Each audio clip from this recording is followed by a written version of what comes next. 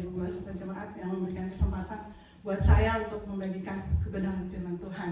Kita siapkan hati kita, dan saya percaya karena hati kita sudah siap, kita akan buka dalam Matius 18. Sebenarnya ayatnya dari 21 sampai 35, itu adalah rangkaian ayat firman Tuhan. Tetapi ada dalam ayat kuncinya, saya undang kita semua bangkit berdiri, saudara-saudara. Kita membaca dengan suara yang keras. Baca, jangan dalam hati kalau baca firman Tuhan. Karena firman Tuhan itu harus dideklar. Firman Tuhan itu harus diperkatakan. Sampai apa? Sampai telinga kita mendengar. Amin. Dalam hitungan ketiga, Matius 18. Matius 18, bentar. 18 ayat kuncinya adalah ayat 22. Kita juga akan membaca ayat 33 dan 35 ya. Jadi sudah ketemu semua? Sudah? Dalam hitungan ketiga. 1, 2, 3. Yesus berkata kepadanya, bukan, aku berkata kepadamu, bukan sampai 7 kali, melainkan sampai 70 kali 70. Kita ke ayat 33 ya, saudara-saudara. Scroll ke bawah. 1, 2, 3. Bukankah engkau pun harus mengasihi kawanmu seperti aku telah mengasihi engkau? 35. Maka Bapakku yang di surga akan berbuat demikian juga terhadap kamu apabila kamu masing-masing tidak mengampuni saudaramu dengan segenap hatimu. Silakan duduk dalam kasih Tuhan. Jadi perikop cerita ini adalah Tuhan Yesus ditanya sama murid-murid ya, saudara-saudara ya. Berapa kali sih kita harus mengampuni? Nah tadi itu lagu terakhir buat firman Tuhan itu adalah tuntunan ya dari Roh Kudus ya. Yes. Untuk mengkonfirmasi firman Tuhan ini. Dan firman Tuhan ini saya berikan tema forget but don't kebalik kan? Forgive but don't forget. Kenapa sih kok kita kan biasanya forgive and forget ya, forget gitu lah ya. Ya Bapak Gembala ya. Biasa statement orang dunia ampuni, lupakan. Tapi kebenaran firman Tuhan hari ini tidak, ternyata forgive but don't forget. Kenapa? Kenapa dibilang ampuni tapi jangan lupakan? Nanti kita akan ketemu sampai poin itu di terakhir saudara-saudara ya. Jadi stay with me, tetap fokus saudara-saudara. Dan ayat ini menyatakan bahwa pengampunan, waktu itu Tuhan Yesus ditanya, pengampunan kepada kita ternyata dapat secara cuma-cuma. Ada yang perlu bayar di sini? Minta pengampunan? Ampuni ya, saya maafin ya, aduh ya.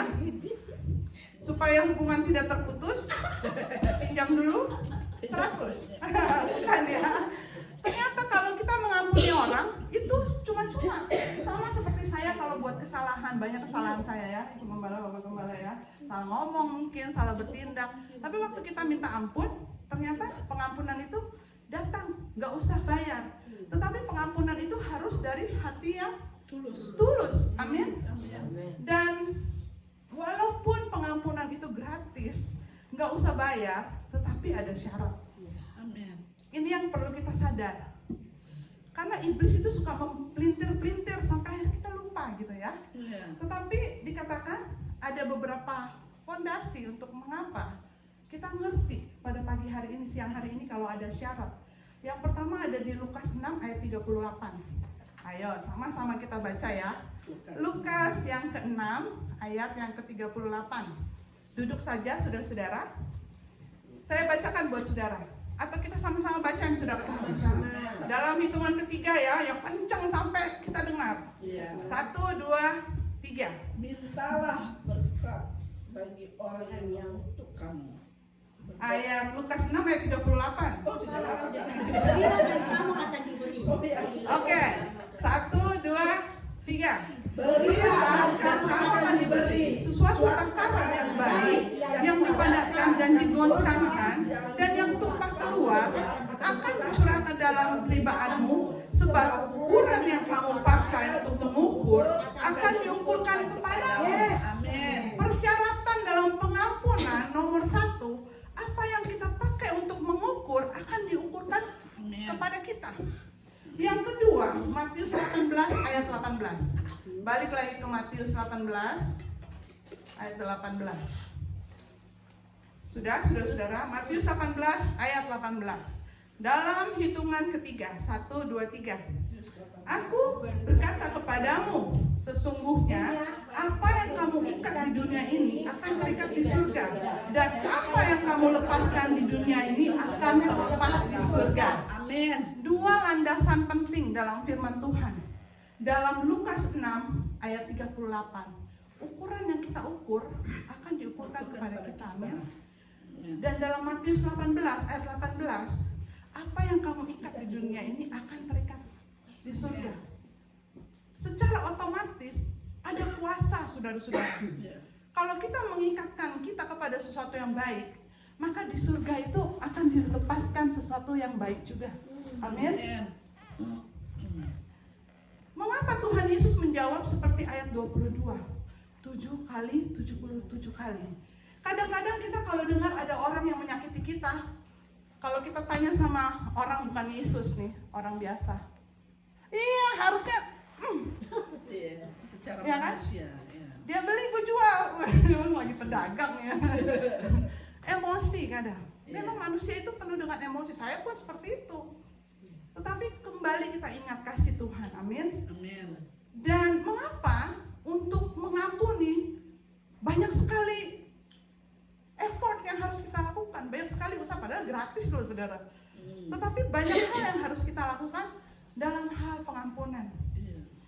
Saya berikan ayat lagi, kita nggak usah baca, saya berikan referensi dalam Amsal 10 ayat yang ke-12. Mengapa Tuhan Yesus menjawab 70 kali 70 kali? Begitu banyak kali kita harus mengampuni saudara-saudara. Karena ternyata Amsal 10 ayat 12 menyatakan kebencian menimbulkan pertengkaran. Tetapi kasih menutupi segala pelanggaran. Kebencian menimbulkan pertengkaran, tetapi kasih menutupi pelanggaran. Yang berikutnya adalah 1 Petrus 4 ayat 8. Yang utama atau yang pertama dikatakan dalam 1 Petrus 4 ayat 8, kasihilah sungguh-sungguh seorang akan yang lain, sebab kasih menutupi banyak dosa. Waktu saya merenungkan firman Tuhan ini, saya sedang dalam proses, saudara-saudara. Ya, jadi saya di sini tuh nggak ngomong, bisanya ngomong kalau orang Jawa tuh bilang jarkone, bisanya ngajarin, jarkone. Ada yang dari Jawa ngapak ya, jarkone, pinter ngomong, tapi melakukannya nggak bisa. Waktu saya mempersiapkan firman Tuhan ini, hati saya tuh seperti teriris-iris, saudara-saudara. Karena saya dalam tahap proses mengampuni orang yang apa? Yang kita tahu tuh dia orang, aduh jahat banget gitu ya. Iya. Tapi ternyata setelah saya duduk, firman Tuhan ini buat saya juga, saudara-saudara. Amin. Saudara-saudara tahu seperti ada yang beban itu diangkat. Amin. Hidup saya bilang, oh ternyata pengampunan itu ya, kalau kita nggak melakukan, seperti kita mau orang itu mati. Tapi apa? Kita yang minum baygon. Minumkan baygon, saya bukan semprotkan baygon. Kita mau tuh orang yang kita benci itu mati, tetapi waktu kita nggak mengampuni, kita yang minum baygon, saudara-saudara. Iya, betul. Dan sulit. Sampai saya itu, ganti topik aja Tuhan. Saya ganti topik loh. Ini saya catat. Saya tulisnya apa? Tentang hikmat. Hikmat aja Tuhan. Jangan mengampuni Tuhan. Sulit kayaknya. Apalagi kita tahu ya, saudara-saudara, kita merasa. Tapi kembali Tuhan berbicara kepada saya bahwa mengikut Tuhan kita harus bayar hasil. Amin.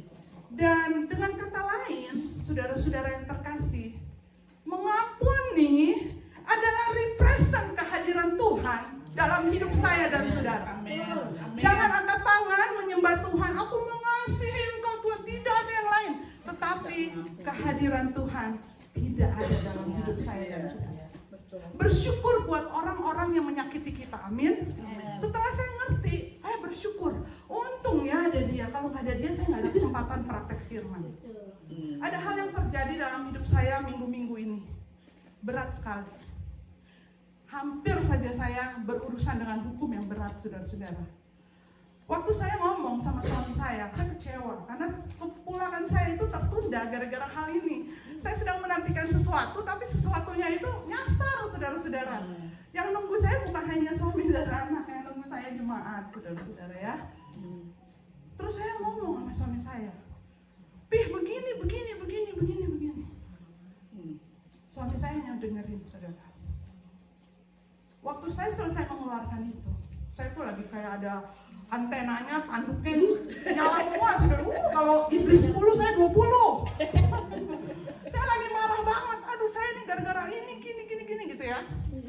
Tiba-tiba suami saya nggak ngomong apa-apa. Tuhan pakai suami saya. Makanya kita kalau berbicara juga sama orang yang tepat, sudah amin. Amin. Tiba-tiba saudara lagi. Mantan pacar saya ngomong gini. Dia nggak ngomong apa-apa. "Mi, ayo kita berdoa. Mari kita mulai memberkati, mengampuni orang itu." Aduh, susah, saudara-saudara. Antara mau sama enggak, tapi kayak ditempelin malaikat. Gitu ya. Saya lemes. Gitu. Tuh, tanduknya copot satu-satu, saudara-saudara. Oh iya, benar ya. Saya harus mengampuni, saudara-saudara. Dan saya mulai diproses sama Tuhan. Oleh sebab itu, pagi hari ini, firman Tuhan dengan tema forget but don't forgive, but don't forget. Pada nyambung berarti ya. Saya pikir ngantuk, saudara-saudara. Puji Tuhan. Ada 4 macam kasih. Kita mau belajar. Sudah sering kita dengar. Ada kasih yang namanya storage. Kasih storage itu kasih dalam keluarga. Amin.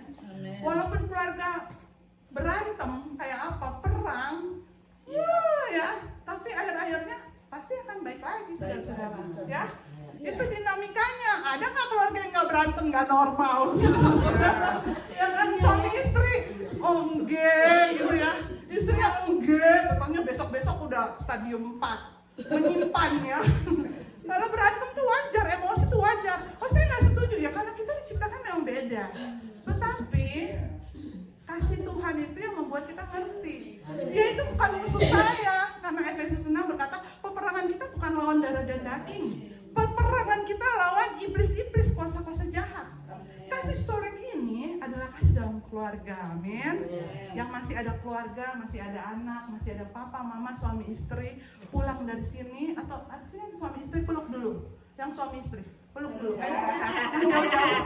Yang ada suami istri, peluk dulu, aduh. Peluk dulu istrinya, ayo mana dulu.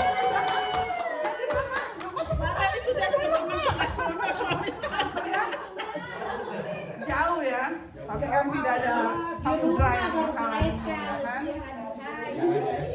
Pegang aja.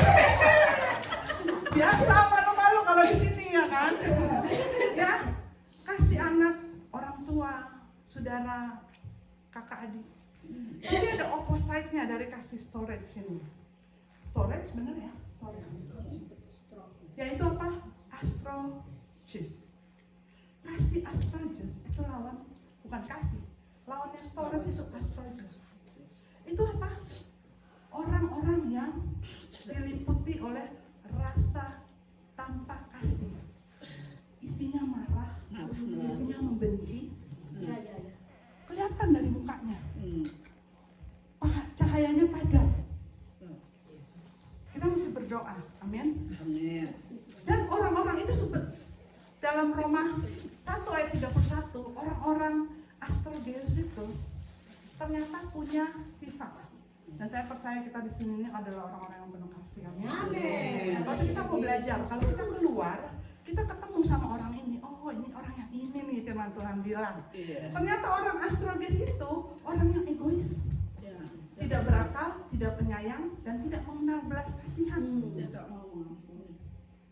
Proses, saudara-saudara. Waktu kita terima kasih Tuhan, di dalam ini pasti ada Roh Kudus. Amin. Nggak bisa orang menyakiti kita, oh iya saya langsung mengampuni, lama-lama kita jadi orang munafik, saudara-saudara. Marah nggak? Oh enggak, saya nggak marah kok, ya kan? Kalau marah ya nggak apa-apa bilang marah, tetapi harus bisa membereskan, amin. Dan yang berikutnya adalah orang-orang kelompok Artigos ini pikirannya sama yang dikatakan dalam Roma 1 ayat 32, ya. Referensi ayat Roma 1 ayat 32, saudara-saudara, kita baca sebentar. sebentar ya. Ya. Roma 1 ayat 32 saya bacakan. Walaupun mereka mengetahui tuntutan-tuntutan hukum Allah, yaitu bahwa setiap orang yang melakukan hal-hal demikian patut dihukum mati, mereka bukan saja melakukannya sendiri, tetapi mereka juga setuju dengan yang melakukannya itu. Mereka setuju, mereka berkeras hati. Enggak, saya pokoknya benar, ini saya benar. Dan yang berikutnya ada orang-orang seperti itu mengacu dalam pernyataan dalam 2 Timotius 3 ayat 2 sampai 5. 2 Timotius 3 ayat 2 sampai dengan 5. Itu adalah keadaan manusia akhir zaman. Oleh sebab itu saya percaya Roh Kudus saat ini sedang bekerja. Kalau engkau punya masalah sama siapapun juga, karena Tuhan bisa pakai siapapun juga untuk proses saya dan saudara, amin. Ya, amin. Pulang dari sini, bereskan hatimu, saudara, amin. Supaya berkat-berkat itu yang tadinya nanti kita akan ke situ. Kenapa kita harus forgive but don't forget? Yang berikutnya adalah philia atau phileo. Kasih yang didasari rasa persahabatan. Sahabat rasa saudara, ya. Ada di sini? Ada. Sahabat orang baru, tapi kok kayaknya deket banget. Ada nggak yang di sini yang begitu? Ada. Ada ya. Puji Tuhan, sahabat yang penuh dengan kasih philea ini membawa kita dekat sama Tuhan. Haleluya. Amin. Memberikan nasihat yang bagus itu tandanya dia punya kasih philea. Tapi jangan sahabat yang memberikan nasihat yang tidak bagus ya. Itu langsung di tanking dalam nama Yesus. Ya saudara-saudara ya. Dan itu perlu dijaga karena secara tidak langsung kita sedang membangun kerajaan surga, amin. Dan iblis gak suka, iblis akan mencoba untuk yang satu sama yang ini, yang satu berantem semua kalau bisa. Karena iblis gak mau kita diberkati. Mazmur 133 sudah tahu semua tentang itu. Yang berikut adalah kasih eros. Mengapa kasih eros itu adalah kasih yang menyatakan cinta, ya? Kasih eros itu adalah kasih yang anugerah, saudara-saudara, suami dan istri perlu dijaga. Dan yang berikutnya yang terakhir adalah kasih agape. Kita buka dalam 1 Korintus 13, saudara-saudara. 1 Korintus 13 ayat yang keempat sampai dengan 8. Saya bacakan. Kasih itu sabar, kasih itu murah hati, ia tidak cemburu, ia tidak memegahkan diri dan tidak sombong, ia tidak melakukan yang tidak sopan dan tidak mencari keuntungan sendiri, ia tidak pemarah dan tidak menyimpan kesalahan orang lain, ia tidak bersukacita karena ketidakadilan tetapi karena kebenaran, ia menutupi segala sesuatu, percaya segala sesuatu, mengharapkan segala sesuatu, sabar menanggung segala sesuatu. Ayat 8, kasih tidak berkesudahan, nubuatan akan berakhir, bahasa roh akan berhenti, pengetahuan akan lenyap, tetapi kasih akan tetap tinggal selamanya. Amin. Dalam 1 Korintus 3 ayat 1 Korintus 13 ini kita ngerti bahwa kasih itu adalah apa? Pemberian. Berapa banyak orang yang mengharapkan kasih dia dapat, saudara-saudara. Dia maunya dapat perhatian, dia maunya dapat pengampunan, dia maunya dapat apa yang dia mau. Oh, itu tandanya kamu mengasihi saya. Salah, saudara-saudara. Ternyata kasih dalam definisi firman Tuhan adalah pemberian. Apa yang kita berikan untuk orang lain. Amin. Dan saya percaya kalau kita ngerti, nggak akan ada lagi yang nuntut-nuntut. Kamu dulu yang berubah. Nanti kalau kamu udah berubah, saya ngikut berubah, gitu ya. Kalau kita udah ngerti dasar ini, bukan dengan menerima, tetapi yang Tuhan Yesus teladani buat kita adalah memberikan, amin. Dan hati-hati dengan satu kata yang jadi tipuan iblis, yaitu pride, harga diri. Iblis suka pakai harga diri kita. Kalau kita masih pride-nya terlalu tinggi, kita nggak bisa jadi hamba, kita nggak bisa jadi seperti Tuhan Yesus, amin. Kalau pride kita terlalu tinggi, orang nggak disalamin aja udah tersinggung, udah mikirnya macam-macam gitu ya. Dia tuh udah nggak ada gereja-gerejaan deh, nggak ada pelayanan. Apa tuh kebetulan apa tuh, ya kan? Kadang kalau saya salah nggak lihat, emang bener-bener nggak lihat, saudara-saudara. Ih sombong amat ya dia, emang bener-bener nggak lihat, kacamatanya nggak dipakai, saudara-saudara.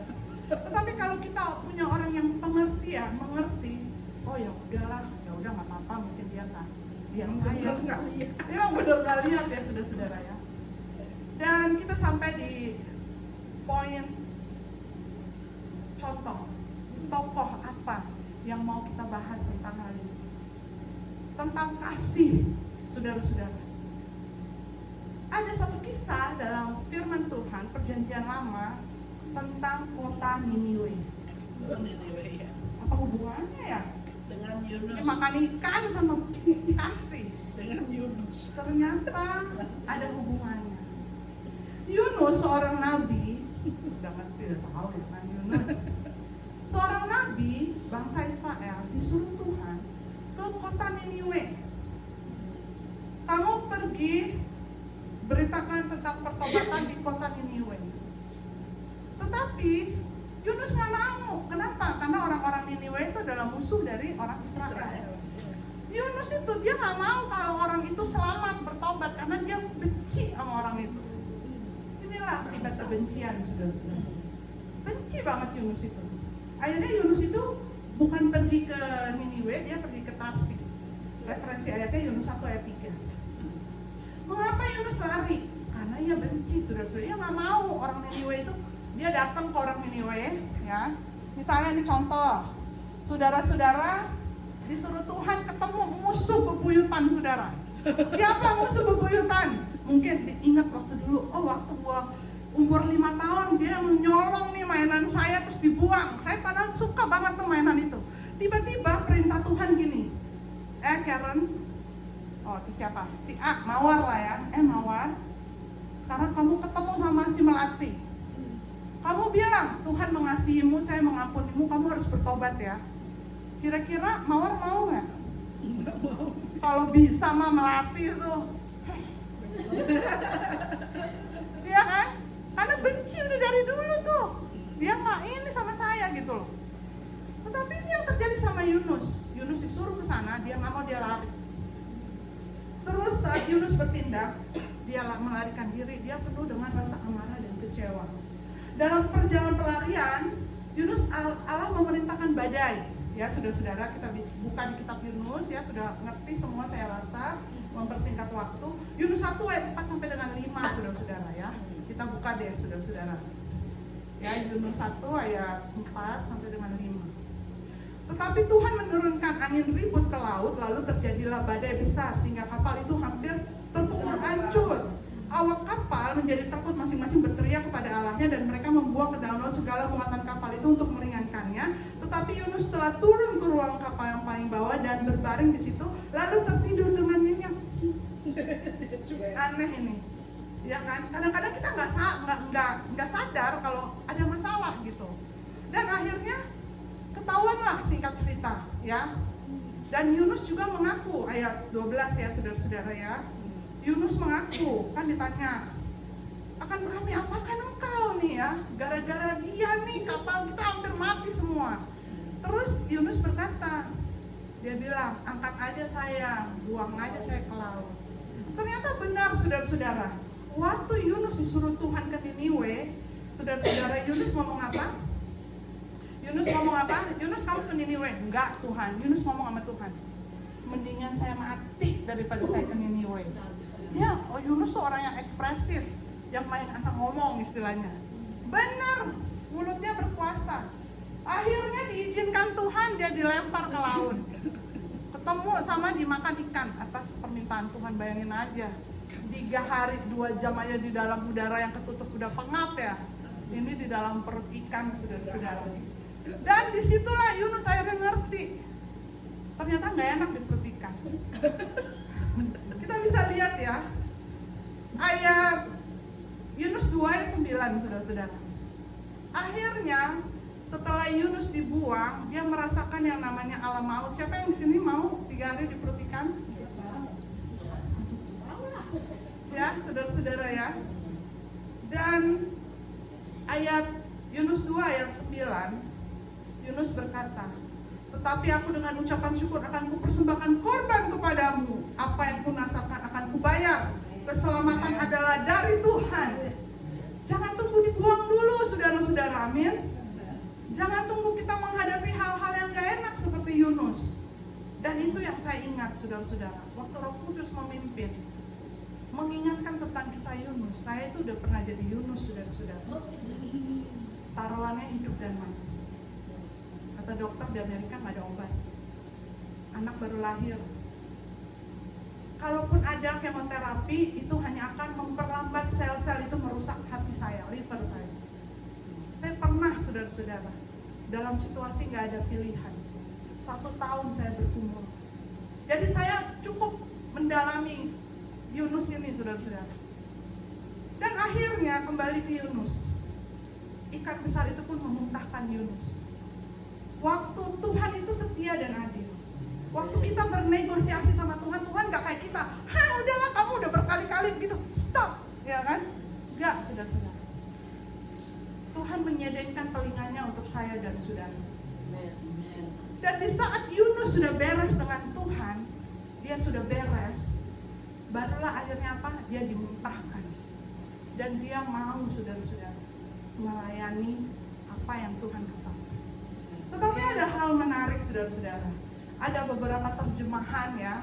Kalau kita kan cuma tahunya Yunus dibuang ke perut ikan, udah ngebayangin perut ikan, that's it. Enggak, saudara-saudara. Ada beberapa terjemahan dan ada beberapa tafsiran.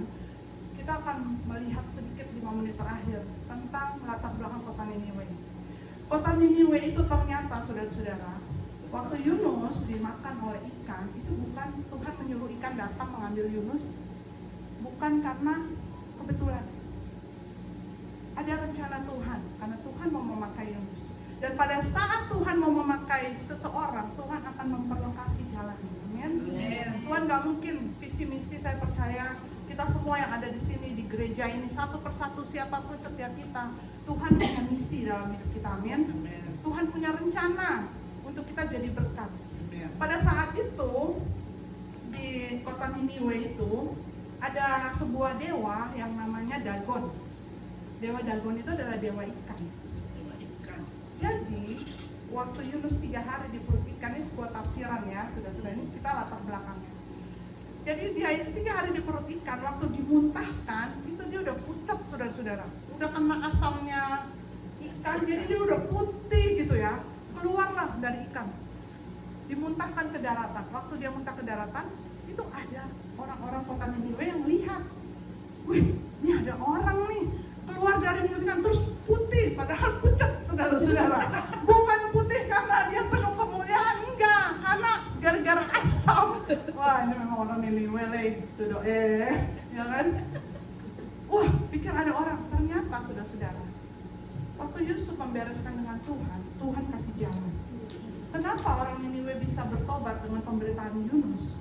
Kenapa? Karena Tuhan menyuruh ikan memakan Yunus.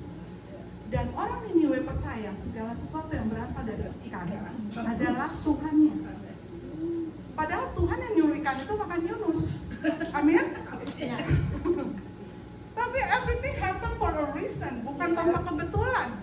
Bukan tanpa kebetulan saya di sini sama saudara dengan firman ini. Bukan kebetulan saya dan saudara disuruh untuk mengampuni hari ini. Karena Tuhan mau pakai kita. Amin. Berterima kasihlah dengan hal-hal itu. Dan berhala yang dipikir itu, Yunus itu dipikir dari berhala, dewanya dia gitu, keluar dari perut ikan. Dan akhirnya sampailah dia ke raja. Dan Yunus memberitahukan tentang isi hati Tuhan. Amin. Tuhan bilang kau harus bertobat. Jadi langsung ke raja, saudara-saudara. Dan banyak gambar dakon-dakon di kuil Niniwe. Oleh sebab Dagon ya, Dagon itu. Keadaan Yunus saat dimuntahkan, saudara-saudara. Kita mau bersyukur pagi ini, amin. Kita mau bersyukur atas hal-hal yang terjadi dalam hidup kita. Kalau saudara-saudara belum di perut ikan, jangan sampai ya. Jangan tunggu dulu, nanti dokter bilang nggak ada obatnya. Hidupnya cuma setahun lagi. Ya, jangan sampai nanti hal-hal yang karena hanya 2, berkat dan kutuk. Mau pilih apa? Puji Tuhan, mari kita merenungi